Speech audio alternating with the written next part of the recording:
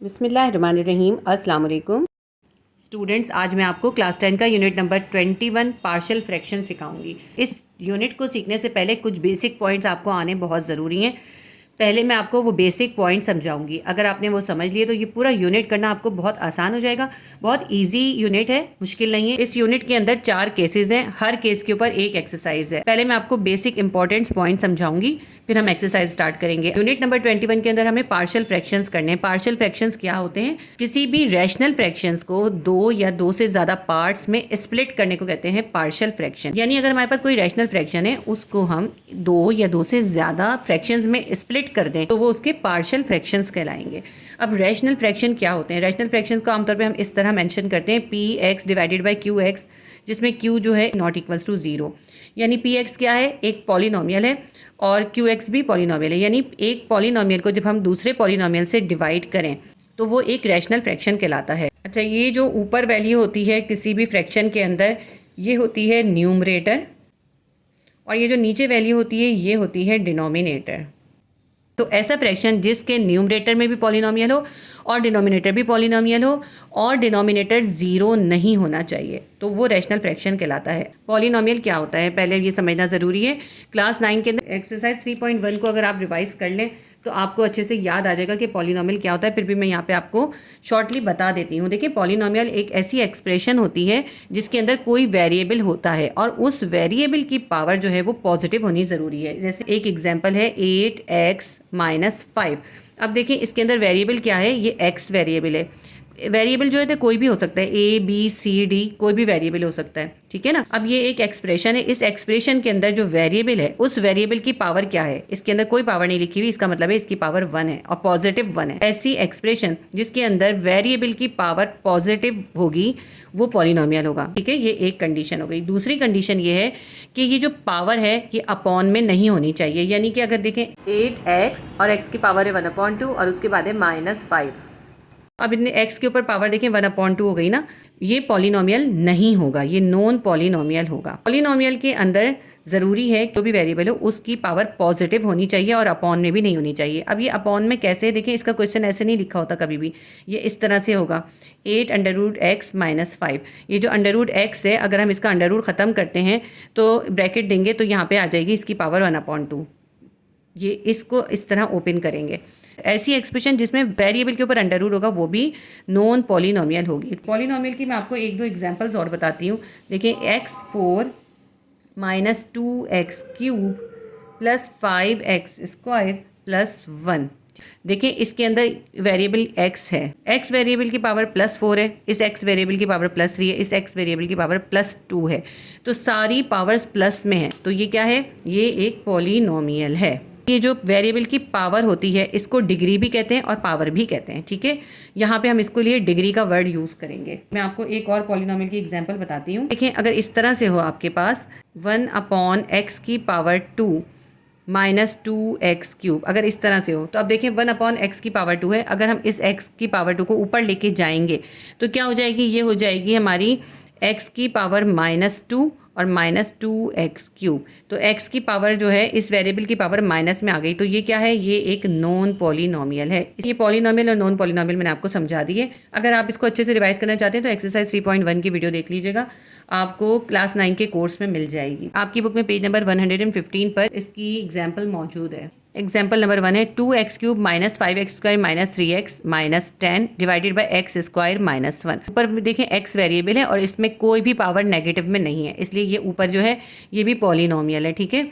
और इसके नीचे यानी डिनोमिनेटर को देखते हैं। न्यूमरेटर तो पॉलिनोमियल है, डिनोमिनेटर को देखते हैं। डिनोमिनेटर है x² - 1, तो x की पावर क्या है? +2 है, तो इसका मतलब है ये भी पॉलिनोमियल है। दोनों पॉलिनोमियल हैं, तो दोनों पॉलिनोमियल जब आपस में डिवाइड हो रहे हैं तो इसका मतलब क्या है? ये एक रैशनल फ्रैक्शन है। अब रैशनल फ्रैक्शन भी 2 तरह के होते हैं। पहला है प्रॉपर रैशनल फ्रैक्शन और दूसरा है हमारा improper rational fraction. Page number 115 पर ही प्रॉपर फ्रैक्शन की भी एग्जांपल्स हैं। मैं एक एग्जांपल लिखती हूँ फिर आपको समझाती हूँ। देखिए, ये एक प्रॉपर रैशनल फ्रैक्शन है। आप न्यूमरेटर को देखें, डिनोमिनेटर को देखें, दोनों पॉलिनोमियल हैं, इसका मतलब है ये रैशनल फ्रैक्शन है। अब ये रैशनल फ्रैक्शन प्रॉपर है या इम्प्रॉपर, ये हम कैसे देखेंगे? देखें, इसका न्यूमरेटर देखें, न्यूमरेटर में वेरिएबल की हाईएस्ट डिग्री कौन सी है?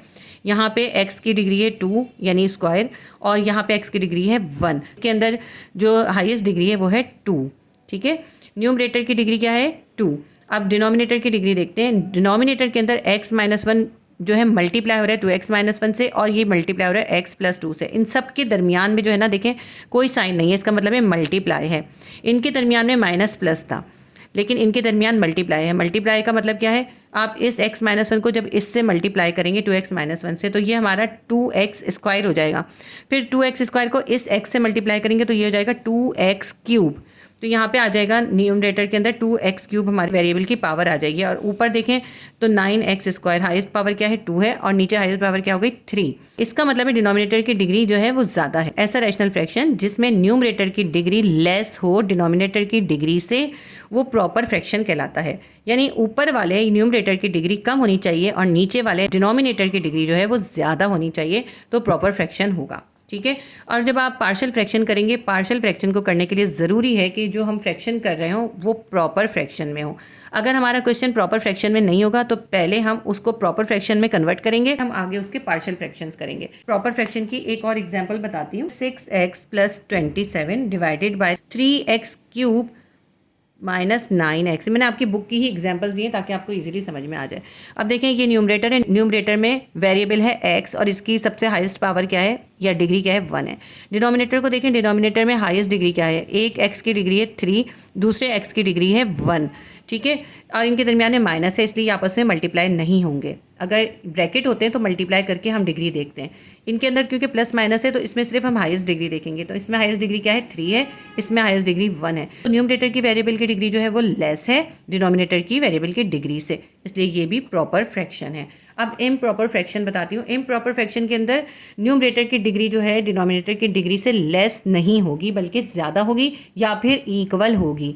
अगर दोनों की डिग्री न्यूमरेटर और डिनोमिनेटर की डिग्रियाँ इक्वल होंगी तब भी वो इम्प्रॉपर फ्रैक्शन होगा, और अगर न्यूमरेटर की डिग्री डिनोमिनेटर की डिग्री से ज़्यादा होगी तब भी इम्प्रॉपर फ्रैक्शन होगा। 2 एग्जाम्पल मैं आपको बताती हूँ। जैसे अगर हमारे पास है x square plus 1 divided by x square minus 1। अब देखें ये न्यूमरेटर है और ये डिनोमिनेटर है। न्यूमरेटर की हाईएस्ट डिग्री क्या है 2 है, डिनोमिनेटर की हाईएस्ट डिग्री क्या है 2 है। दोनों की डिग्री इक्वल हो गई। अगर डिग्री इक्वल होगी तो भी इम्प्रॉपर फ्रैक्शन होगा, ठीक है। दूसरा क्या है, न्यूमरेटर की डिग्री अगर ज़्यादा होगी तो भी इम्प्रॉपर फ्रैक्शन होगा। जैसे एक और एग्जांपल देते हैं, 6x cube minus 5x square minus 7 divided by 3x square minus 2x minus 1। लेकिन न्यूमरेटर को देखें, एक वेरिएबल x है उसकी डिग्री क्यूब है, दूसरा वेरिएबल x है उसकी डिग्री 2 है, तो इसमें हाईएस्ट डिग्री क्या है 3 है, ठीक है।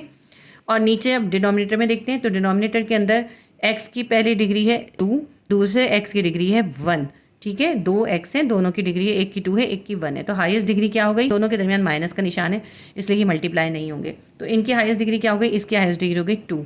तो इसमें न्यूमरेटर की डिग्री 3 है और डिनोमिनेटर की डिग्री 2 है, तो कौन सी डिग्री ज़्यादा हो गई, न्यूमरेटर की डिग्री ज़्यादा हो गई। तो अगर न्यूमरेटर की डिग्री डिनोमिनेटर की डिग्री से ज़्यादा होगी तो ये इम्प्रॉपर फ्रैक्शन होगा, या न्यूमरेटर के वेरिएबल की डिग्री डिनोमिनेटर के वेरिएबल की डिग्री के इक्वल होगी तब भी इम्प्रॉपर फ्रैक्शन होगा। तो ये प्रॉपर फ्रैक्शन इम्प्रॉपर फ्रैक्शन आपको समझ में आ गया। अब हम एक्सरसाइज स्टार्ट करेंगे। एक्सरसाइज के अंदर सारे रैशनल फ्रैक्शंस होंगे, और अगर क्वेश्चन प्रॉपर फ्रैक्शन में नहीं होगा तो पहले हम उसे प्रॉपर फ्रैक्शन में कन्वर्ट करेंगे, फिर हम उसके पार्शियल फ्रैक्शंस बनाएंगे। इस वीडियो में मैंने आपको 21 चैप्टर के बेसिक मेन पॉइंट समझा दिए। इंशाल्लाह ताला नेक्स्ट वीडियो के अंदर मैं आपको 21.1 एक्सरसाइज करवा दूंगी। अगर वीडियो हेल्पफुल रही तो वीडियो को लाइक कीजिए, शेयर कीजिए और सब्सक्राइब कर लीजिए, ताकि जो नेक्स्ट चैप्टर मैं आपको करवाऊँ तो आप पूरा बहुत अच्छे से समझ सकें। अब इजाज़त दीजिए, अल्लाह हाफिज़।